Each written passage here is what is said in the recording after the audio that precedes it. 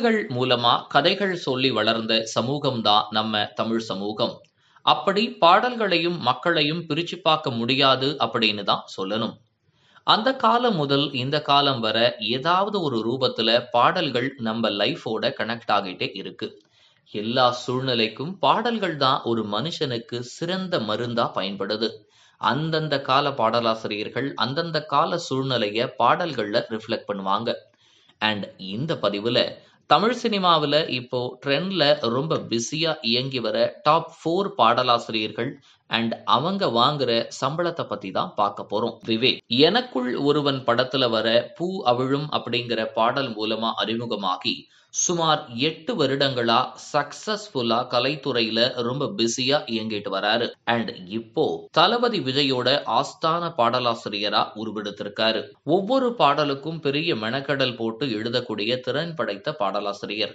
Super star முதல் வளர்ந்து வரும் புதிய ஹீரோக்கள் வர எல்லாருக்கும் எழுதிக்கிட்டு ரொம்ப பிஸியா வலம் வராரு. அண்ட் எல்லா நடிகர்களுமே அவங்களோட படத்துல இவரோட பாடல்கள் இருக்கணும் அப்படின்னு ரொம்ப ஆசைப்படுவாங்க.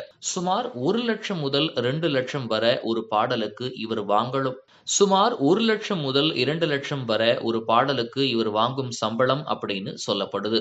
யுகபாரதி ஆனந்தம் படத்துல வர பல்லாங்குழியில் பாடல் மூலமா அறிமுகமாகி சுமார் 22 வருடங்களா தமிழ் சினிமாவுல அதே வேகத்தோடு நல்ல தமிழோடு பாடல்களை கொடுத்துட்டே வராரு.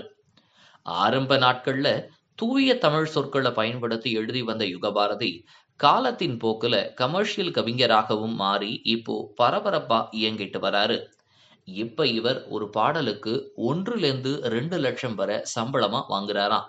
மதன் கார்கி கண்டேன் காதலை படத்தின் மூலமா அறிமுகமாகி இருந்தாலும் இந்திரன் படம் தான் இவரின் புகழ் உலகமெங்கும் பரவ காரணமா அமைஞ்சது.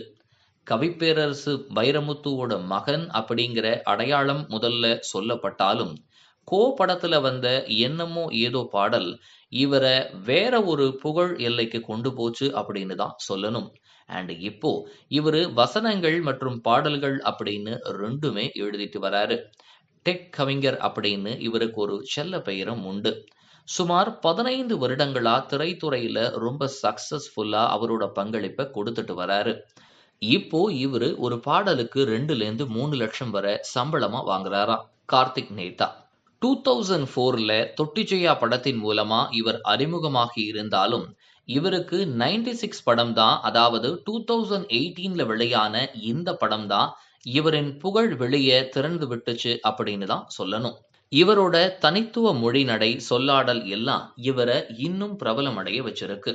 அண்ட் இப்போ இவர் ரொம்ப பிஸியா எல்லா இசையமைப்பாளர்களோடையும் இயங்கிட்டு வராரு. எவ்வளவு காசு கொடுத்தாலும் ஹீரோ என்ட்ரி மாதிரியான பாடல்கள் எழுதவே மாட்டேன் அப்படிங்கறதுல ரொம்ப உறுதியா இருக்காரு கார்த்திக் நேதா. இவர் சுமார் 20 ஆண்டுகளா திரைத்துறையில இருக்காரு. அண்ட் இப்போ இவர் வாங்கக்கூடிய சம்பளம் 1 லட்சம் அப்படின்னு சொல்லப்படுது.